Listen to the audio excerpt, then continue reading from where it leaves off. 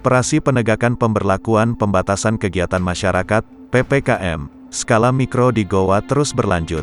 Rabu, tanggal 14 Juli tahun 2021, malam. Ada 4 tim yang dikerahkan dalam penegakan PPKM skala mikro ini dan menyasar berbagai tempat yang ada di Buta Bersejarah. Tim 4 yang dipimpin Sekretaris Daerah, Sekda, Kabupaten Goa, Hije Kamsina menyasar warkop. Di daerah Panciro, petugas mendengar suara musik cukup keras. Petugas gabungan kemudian memeriksa warkop Ivan. "Mana surat izin ini, kafe saya mau lihat," kata Satpol PP itu sembari menghampiri seorang wanita yang duduk di sofa dan merupakan pemilik warkop. "Pelan-pelan pak, orang lagi hamil pak, santai pak," kata suami si wanita sambil merekam video. Perdebatan berakhir dengan pemukulan pemilik warkop oleh anggota Satpol PP bernama Dani.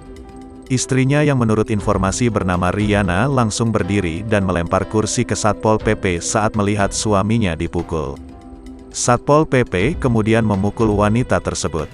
Kericuhan dapat dilerai oleh anggota Satpol PP lainnya dan seorang polisi yang ikut dalam patroli PPKM ini.